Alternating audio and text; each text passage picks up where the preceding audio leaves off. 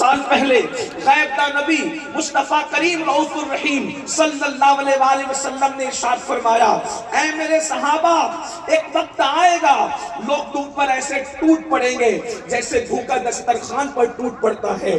اللہ اکبر! جب کسی کو بھوک لگتی ہے تو بھوکا کیسے دسترخوان پر ٹوٹ پڑتا ہے؟ اگر آپ کو اس کا اندازہ کرنا ہو تو شاید پروگرام کے بعد آپ لنگر شریف میں جا کر کے اندازہ کر سکتے ہیں۔ اللہ اکبر! کہ بھوکے دسترخوان پر کیسے ٹوٹتے ہیں، اور صرف ٹوٹ نہیں پڑتے بلکہ جب کوئی رسول اللہ یہ وہن کیا ہے تو اللہ کے حبیب علیہ السلام نے فرمایا دو چیزیں تمہیں وہن کا شکار کر دے گی، حب الدنیا وکراہیت الموت، دنیا کی محبت اور موت سے نفرت تمہیں بزدل کر دے گی۔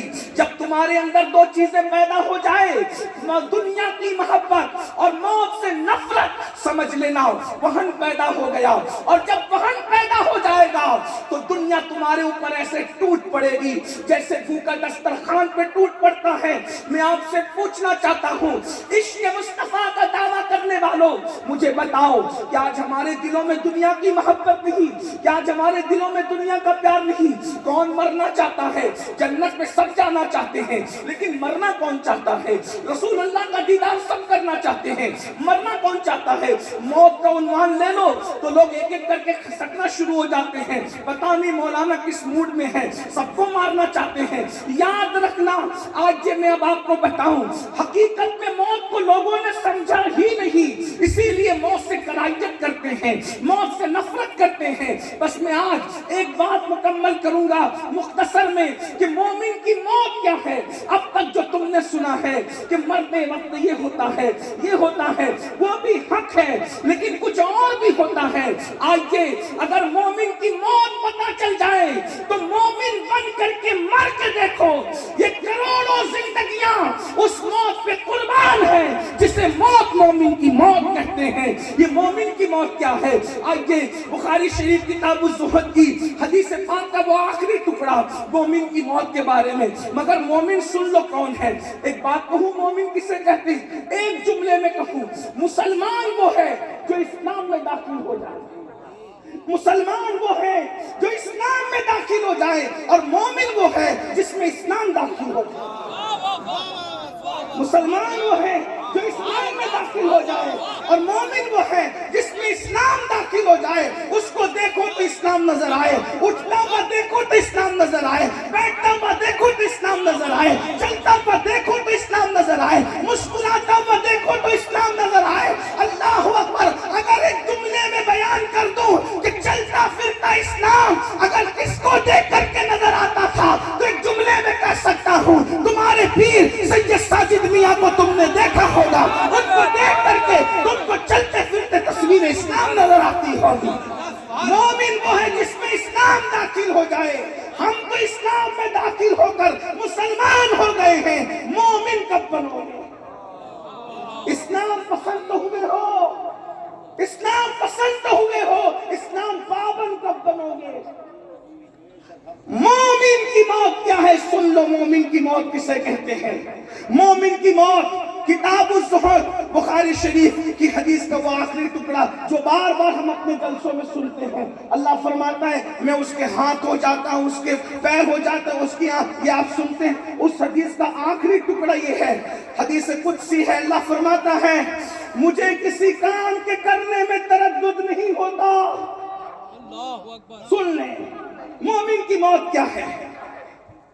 اللہ فرماتے ہیں مجھے کسی کام کے کرنے میں تردد نہیں ہوتا۔ تردد کسے کہتے ہیں؟ میں اس کو اللہ کے لیے ابھی بیان نہیں کر رہا ہوں، لیکن ہم اپنی زبان میں تردد کہتے ہیں، ملانے کے لیے نہیں، ابھی اس سے ہٹ کر کہہ رہا ہوں۔ تردد کسے کہتے ہیں؟ آپ کہہ رہے تھے سردی بہت ہے، تردد ہو رہا ہے کہ جلسے میں جائیں یا نہ جائیں، سفر لمبا ہے، سفر لمبا ہے کہ چہلم شریف پہ شرکت کریں یا نہ کریں، محفل ٹھنڈی ہو گئی ہے، سلیم میاں کو تردد ہو رہا ہے امین القادری کو مائک دے یا نہ دے۔ یعنی کسی کام کے کرنے یا نہ کرنے کی کیفیت کو تردد کہتے ہیں۔ اس انسان فیصلہ نہ کر سکے، لیکن ہم اللہ کے لیے یہ نہیں کہتے کیونکہ ہمارا پورا مسلک بھی ادب ہے اور پورا مذہب بھی ادب ہے. مگر آپ سمجھ چکے ہیں ملانے کے لیے اللہ فرماتا ہے، خود فرماتا ہے کہ مجھے کسی کام کے کرنے میں تردد نہیں ہوتا. اگر اس کو سمجھانے کے لیے کہیں تو یہ کہہ سکتے ہیں وہ رات کو دن میں بدل دیتا ہے، تردد نہیں ہوتا. آبادیوں کو ویرانے میں بدل دیتا ہے، تردد نہیں ہوتا. اللہ اکبر، کشتیوں کو طوفان سے ٹکرا کر کے ختم کر دیتا ہے، تردد نہیں ہوتا. پیدا کرنے والی ماں کی جان نکال کر کے بچے کو ایک لمحے کے بچے کو یتیم کر دیتا ہے، تردد نہیں ہوتا. دھوپ میں بارش برساتا ہے، تردد نہیں ہوتا. زمین سے پودا نکالتا ہے، تردد نہیں ہوتا. شفق کا جمال، افق کی سرخی، ستاروں کی انجمن، چاند کی چاندنی، سورج کی روشنی، یہ سب دیتا رہتا ہے، چھینتا رہتا ہے، تردد نہیں ہوتا. مگر کیا فرماتا ہے؟ کسی کام کے کرنے میں تردد نہیں ہوتا، مگر جب میں ایک کام کرنے لگتا ہوں ترددی تو مجھے تردد ہونے لگتا ہے. اللہ کو کسی کام کے کرنے میں تردد نہیں ہوتا، لیکن جب فرماتا ہے ایک کام کرنے لگتا ہوں تو مجھے تردد ہوتا ہے. مولا وہ کام کیا ہے؟ تو فرمایا جب میں بندے مومن کی موت کا فیصلہ کرنے لگتا ہوں تو مجھے تردد ہوتا ہے کہ میں اس کی موت کا فیصلہ کروں اور وہ پسند کرے نہ کرے. یہ مومن کی موت ہے، مومن کی موت ہے. موت مومن کے وقت قدرت فرما رہی ہے مجھے تردد ہوتا ہے. پھر مولا تو کرتا کیا ہے؟ کیا کرتا ہے؟ تو فرماتا ہے میں اس کے پاس اپنے فرشتوں کو بھیجتا ہوں. یعنی تم عرس کا میلہ بعد میں لگاتے ہو، اس کے پاس فرشتوں کا میلہ پہلے لگتا ہے. ہاں، سردی کے اس موسم میں صابر پاک کی زمین پر بیٹھنے والوں کو نہیں کہہ سکتا کہ اس پہ سبحان اللہ بولو، لیکن اتنا ضرور کہہ سکتا ہوں کہ سردی کتنی ہو، عشق صابر کبھی دل کو ٹھنڈا نہیں ہونے دیتا. اس لیے کہ عشق کی آگ تو جہنم کی آگ کو بھی بجھا سکتی ہے. اے عشق تیرے صدقے جلنے سے چھٹے سستے، جو آگ بجھا دے گی وہ آگ لگائی ہے. نعرہ تکبیر، نعرہ سن رہے ہو؟ کل شریف کا وقت قریب ہے. مومن کی موت سن رہے ہو؟ سن لو بس مومن کی موت. اللہ اکبر. اللہ فرماتا ہے میں فرشتوں کو اس کے پاس بھیجتا ہوں. اس مضمون کو قرآن یوں بیان کرتا ہے. حضرت مجاہد اس کی تفسیر میں بیان کر رہے کہ یہ مضمون کیا ہے. قرآن کہتا ہے ان الذین قالوا ربنا اللہ ثم استقاموا تتنزل علیہم الملائکہ الا تخافوا ولا تحزنوا وابشروا بالجنۃ التي کنتم توعدون. جن لوگوں نے کہا بے شک ہمارا رب اللہ ہے، ثم استقاموا، اور وہ دین پہ ڈٹ گئے، شریعت پر ڈٹ گئے. قبرستان میں چرس اور بھنگ پینے والے صوفی نہیں ہیں، دین پر ڈٹنے والے صوفی ہیں. شریعت کا مذاق اڑانے والے صوفی نہیں ہیں، شریعت پر ڈٹ جانے والے صوفی ہیں.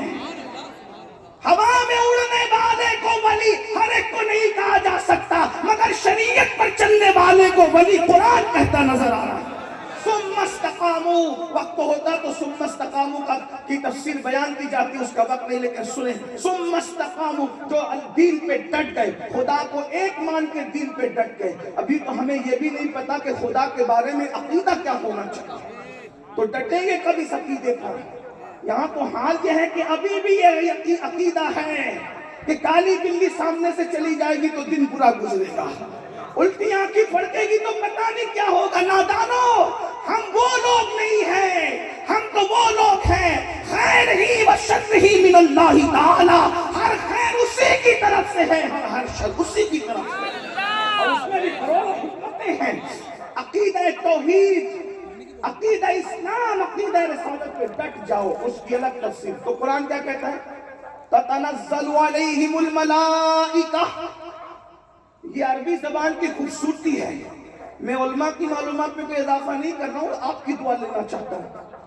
عربی زبان کی خوبصورتی کہ ہر زبان میں واحد ہے اور جمع ہے اور قصہ ختم ہے. یہ عربی زبان کا حسن ہے، یہاں واحد ہے، تسنیہ ہے، جمع قلت ہے، جمع کثرت ہے نا.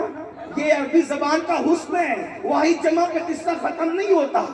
واحد ایک کو کہتے ہیں، تسنیہ دو کو کہتے ہیں، جمع قلت 3 سے شروع ہو کر 9 پر ختم ہو جاتی ہے، اور جمع کثرت 10 سے شروع ہو کر اس کی کوئی حد نہیں ہوتی۔ اب قرآن کیا کہہ رہا ہے؟ جو لوگ دین پر شریعت پہ ڈٹ جاتے ہیں، تتنزل علیہم الملائکہ، ان پر اللہ کے فرشتوں کی جماعت نازل ہوتی ہے۔ نہ واحد کا سیگا، نہ تسنیہ کا، نہ جمع قلت کا، جمع کثرت کے سیگے کے ساتھ کہا جا رہا ہے۔ 1 2 4 فرشتے نہیں آتے، بلکہ لاکھوں فرشتوں کی جماعت ان کے پاس آتی ہے، اور ان کے پاس بیٹھتے ہیں، بات کرتے ہیں، کہتے کیا؟ اللہ تخافو، گھبرانا مت، ولا تحزنو، خوف مت کھانا، غم مت کرنا، وَأَبْشِرُوا بِالْجَنَّةِ الَّتِي كُنْتُمْ تُوعَدُونَ، موت بعد میں آ رہی ہے، جنت کی خوشخبری پہلے سنائی جا رہی ہے، جنت کا مزدہ سنایا جا رہا ہے۔ فرشتے بتاتے ہیں یہ نعمت ہے، یہ نعمت ہے، یہ نعمت ہے، یہ نعمت ہے، جنت کی یہ نعمت ہے، یہ نعمت ہے، یہ نعمت ہے۔ تو وہ بندہ مومن اللہ والا کہتا ہے فرشتوں، یہ دیدار وہاں ہوگا، یاروں سے ملاقات ہوگی، پیاروں سے ملاقات ہوگی، رسول سے ملاقات ہوگی، جو بھی فرشتے بتاتے ہیں۔ تو وہ مومن بندے کا کیا کہتا ہے؟ فرشتوں یہ ملے گا کب؟ تو فرشتے کہتے ہیں جب تک مرو گے نہیں، روح نہیں نکلے گی جسم کے پنجرے سے، تب تک کہ یہ نعمتیں نصیب نہیں ہونا۔ تو وہ اللہ والا خود کہتا ہے فرشتوں پھر دیر کس بات کی ہے، ذرا جلدی کرو نا، ہم بھی دنیا سے جانے کے لیے تیار ہیں۔ ادھر مومن مرنے کے لیے تیار ہوتا ہے، ادھر قدرت اس کی موت کا فیصلہ کرتی ہے۔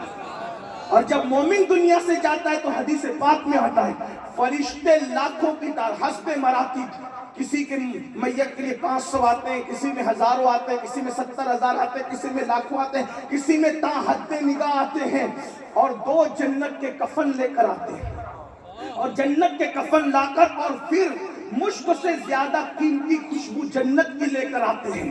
حدیث پاک میں آتا ہے اس خوشبو وہ زمین سے اٹھتی ہے، آسمان کے فرشتے محسوس کرتے کہتے ہیں آپ زمین سے کیسی خوشبو اٹھ رہی ہے؟ تو کہا جاتا ہے کسی مومن کی روح کے لیے یہ جنت کی خوشبو لائی گئی ہے۔ 2 جنتی کفن لاتے ہیں اور بتائیں حضرت ملک الموت روح بعد میں نکالتے پہلے اس کو خوشخبری دیتے ہیں، اے نفس مطمئنہ، یا ایتھا النفس المطمئنہ ارجعی الی ربک راضیۃ مرضیہ فادخلی فی عبادی وادخلی جنتی۔ اس کو بشارت دیتے، اسی پہ بس نہیں۔ علامہ سیوطی لکھتے ہیں کہ اللہ اکبر، فرشتے کہتے ہیں تجھے اللہ نے سلام کہا ہے، اور جب اس کی روح نکلتی ہے آقا فرماتے ہیں آٹے سے جیسے بال نکلتا ہے اسی طرح مومن کی روح نکلتی ہے، یا بھرے ہوئے مشکیزے سے جیسے پانی ٹپکتا ہے ویسے مومن کی روح نکلتی ہے۔ اور تیسری تمثیل فرمائی دودھ پیتا ہوا بچہ جیسے دودھ پیتے پیتے سو جاتا ہے، ماں کا پستان منہ سے چھوٹ جاتا ہے، بچے کو خبر نہیں ہوتی، ایسے مومن کی روح نکلتی ہے، اس کو پتا بھی نہیں چلتا۔ کیوں؟ اس لیے کہ ادھر روح نکل رہی ہوتی ہے، ادھر جس کے عشق میں جان دے رہا ہوتا ہے اس نبی کا جلوہ سامنے ہوتا ہے۔ میرے امام کہتے ہیں جان تو جاتے ہی جائے گی قیامت یہ ہے، اب یہاں مرنے پہ ٹھہرائے نظارہ تیرا، ارے حسن یوسف موجود ہو تو انگلیاں کٹنے کا درد نہیں ہوتا، حسن مصطفیٰ موجود ہو تو روح نکلنے کی تکلیف کیسے ہو؟ اس شان سے مومن دنیا سے جاتا ہے، اور جب وہ دنیا سے جاتا ہے اللہ اکبر، فرشتے اس کی روح کو اس کفن میں لپیٹتے ہیں اور خوشبو میں بساتے ہیں، اور اس جب پہلے آسمان پہ جاتے ہیں تو کہتے ہیں کون ہے؟ تو دنیا میں جس نام سے اس کو پکارا جاتا تھا اسی نام سے اس کو بتاتے ہیں، اور سارے فرشتے اس کے لیے مغفرت اور رحمت کی دعا کرتے ہیں، یہاں تک کہ سدرۃ المنتہا تک اس کی روح پہنچتی، خدا کے دربار میں اس کی۔ یہی تو بات ہے، دنیا میں کوئی مذہب ایسا نہ ملے گا جو موت کے دن خوشی مناتا، اور نہ کوئی مسلک ایسا ملے گا جو موت کے دن خوشی مناتا۔ مذہب میں اسلام ہے اور مسلک میں صرف اہل سنت و جماعت ہے، سب کو مرن دن کو غم کا دن مناتے، یہ سنی ہی ہے جو موت کے دن کو عرس کا دن قرار دیتے ہیں۔ وجہ کس کا مر کے کہاں گیا یہ وہ جانے، جو جو ہمارے ہوتے ہیں وہ خدا کا وصال پانے کا شرف حاصل کرتے ہیں۔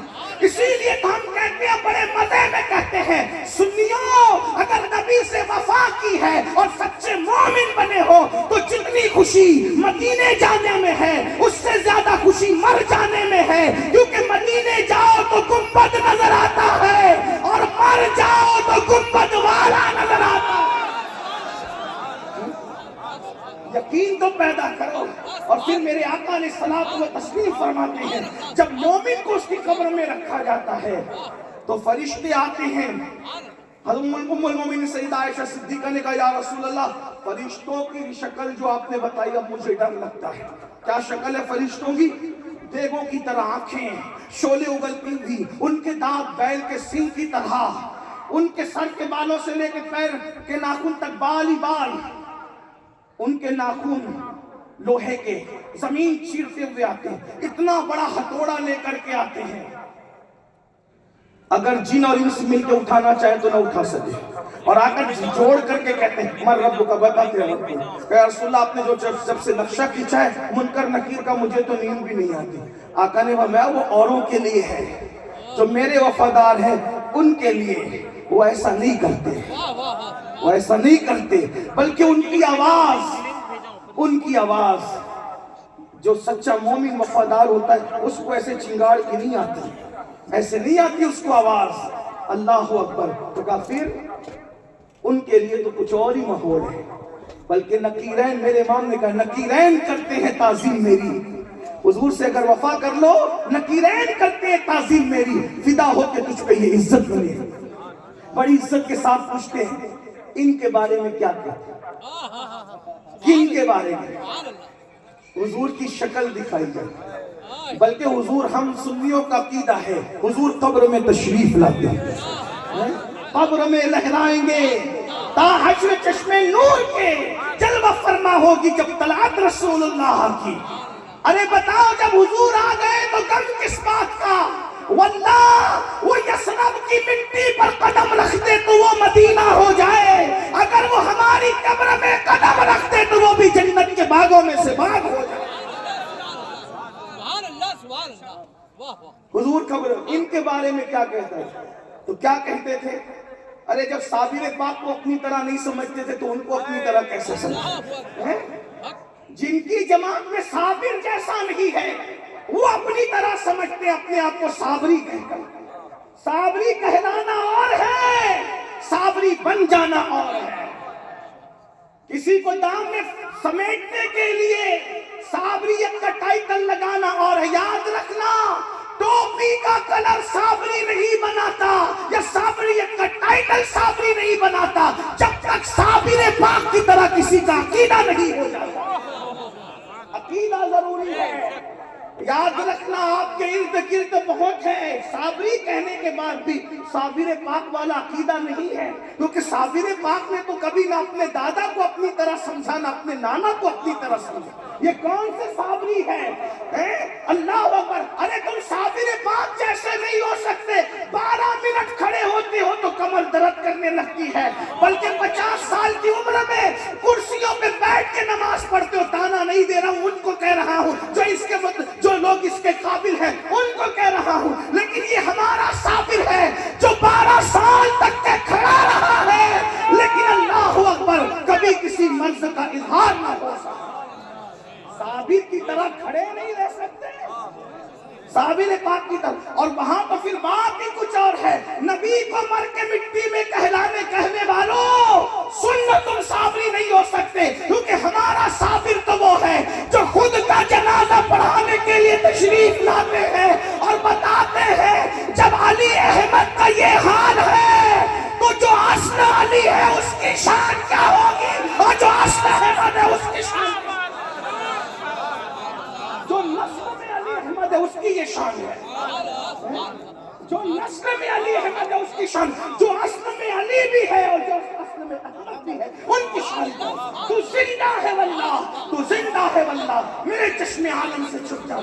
تو یاد رکھنا، جس جماعت میں صابر پاک جیسا نہیں، اس لیے وہ اپنی طرح کہتے، ہم تو نہیں کہتے، ہم تو اپنے پیر کو بھی اپنی طرح نہیں کہتے، ہم تو اپنے مولانا کو بھی اپنی طرح نہیں کہتے، ہم تو اپنے ابا کو بھی اپنی طرح نہیں کہتے. کیوں؟ ہمیں دیکھو تو اپنا آپ دیکھو تو کچھ نہیں ملتا، اور باپ کو دیکھ لو محبت سے تو مقبول حج کا ثواب ملتا ہے.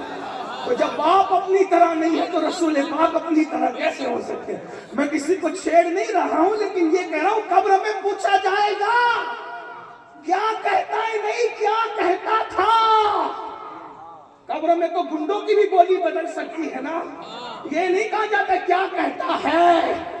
اس لیے کہ دیش بدلتا ہے تو لوگ بھیس بدلتے ہیں. جب دنیا میں دیش میں بھیس بدلتے ہیں تو قبر میں نہ بدلیں گے. اس لیے ابھی نہیں کہنا ہے، ابھی کا نہیں، بتا کیا کہتا تھا. بہت بک کرتا تھا. مولوی کو تو بحر العلوم کہتا تھا، اور نبی کے بارے میں کہتا تھا یہ تو ان پڑھ امی ہے. بتا اپنا مولوی بحر العلوم، اور رسول اللہ کے بارے میں امی و ان پڑھ. اللہ اکبر. اس لیے یاد رکھنا، اللہ اکبر. قاسم نعمت کے لیے کہتا تھا کہ وہ تو اپنی بیٹی کی بخشش نہیں کرا سکتے، جبکہ اسی رسول نے فرمایا مومن کا کچا بچہ اگر ماں کے پیٹ سے گر جائے گا وہ بھی اپنے ماں باپ کی مغفرت کرائے گا. ارے جب کچا بچہ ماں باپ کو جنت میں لے جا سکتا ہے تو سید المعصومین کی شان کا عالم کیا ہے. اس لیے عقیدہ بھی درست کرو. اصل خانقاہیت دو چیزوں کا نام ہے، ایک تو سچا عقیدہ اور ایک تو خدمت خلق. اور یہ دونوں چیزیں اگر آپ دیکھنا چاہیں تو آپ سیدی ساجد میاں کے اندر دیکھ سکتے ہیں. عقیدے کا اعتدال اور خدمت خلق کا آپ نے تو سن چکے. میرے پاس وقت ہوتا تو میں عرض کرتا، لیکن میں بات ختم کر رہا ہوں. تو قبر میں کیا پیاری پیاری من موہنی صورت دکھائی جائے ان کے بعد. اور پھر اگر کہتا تھا ان کے بارے میں تو پھر کیا کہو گے؟ جو کہنے کی عادت تھی وہی کہو. ہمارا تو دل ہی نہیں بھرتا کیا کہوں. سرور کہوں کہ مالک و مولا کہوں تجھے، باد خلیل کا گل زیبا کہوں تجھے، علما نصیب ہوں تجھے امید کے کہوں. جانے مراد، مراد نہیں جانے مراد، کانے تمنا کہوں تجھے. اللہ رے تیرے جسم منور کی تابشیں، اللہ رے تیرے جسم منور کی تابشیں، اے جانے جاں میں جانے تجلا کہوں تجھے. صبح وطن پہ شام غریباں کو دو شرف، بے کس نواز گے صبح والا کہوں تجھے. مجرم وہ اپنے افو کا سامہ کروں شہاں، مجرم وہ اپنے افو کا سامہ کروں شہاں، یعنی شفیعی روز جزا کا کہوں تجھے. اور تیرے تو وصفائے بے تنائی سے ہے بری، حیران ہوں میرے شاہ میں کیا کیا کہوں تجھے. کہہ لے گی سب کچھ ان کے سنا خاک خاموشی، چپ ہو رہا یہ کہہ کے میں کیا کیا کہوں تجھے. لیکن رضا نے ختم سکھر اس پہ کر دیا، خالق کا بندہ خلق کا آقا کہوں تجھے. نمی دانم چے منزل بود شب جائے کہ من بودم، بہر سے رقص بہر سو رقص بسمل بود شب جائے کہ من بودم. پری پیکر نگارے، پری پیکر نگارے، پری پیکر نگارے، سرو قد لالا رخسارے، سراپا آفت دل بود شب جائے کہ من بودم. خدا خود میرے مجلس بود اندر نام کا خسرو، محمد شمع محفل بود شب جائے کہ من بودم. وَأَحْسَنُ مِنْ قَلَمْ تَرَقَّتُ عَيْنِي وَأَجْمَلُ مِنْ قَلَمْ تَلِدِ النِّسَاءُ خُلِقْتَ مُبَرَّأً مِنْ كُلِّ عَيْبٍ كَأَنَّكَ قَدْ خُلِقْتَ كَمَا تَشَاءُ. جامی کہتے آیات قرآن ابرویت، تفسیر قرآن گیسویت، روح تو قرآن ماں ایمان توئی. اللہ کی سرتاب قدم شان ہے یہ. انسان ہی انسان، یہ انسان ہے، انسان ہے انسان، وہ انسان ہے یہ. قرآن تو ایمان بتاتا ہے انہیں، ایمان یہ کہتا ہے میری جان ہے. یہاں جو کہنے کی عادت تھی وہی کہو گے.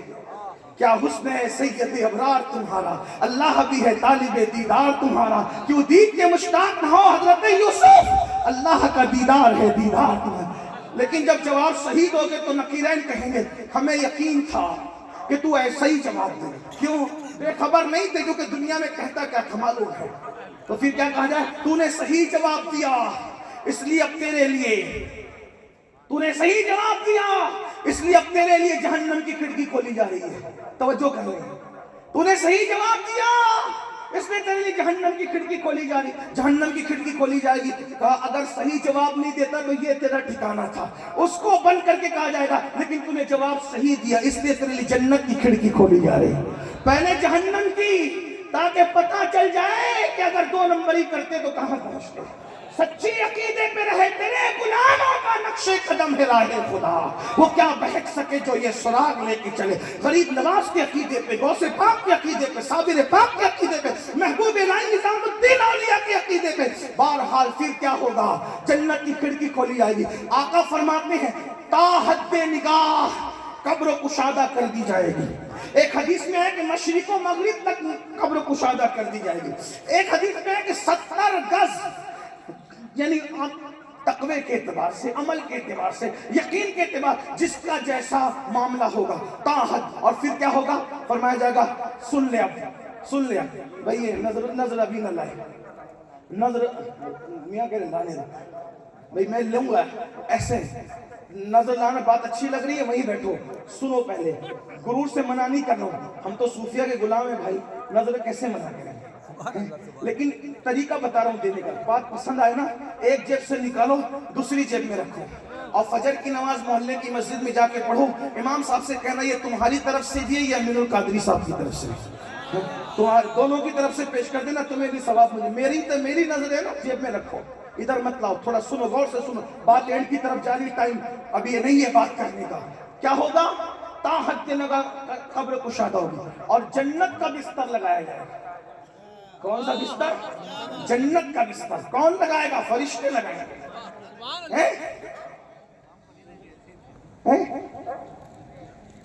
میں نے کہا جہاں جہاں لوگوں نے دیا، اور اگر وہ نہیں دیں گے جیب میں رکھ کے تو وہ میری امانت ہے، دیں گے وہ، میری قوم پر مجھے اعتماد ہے۔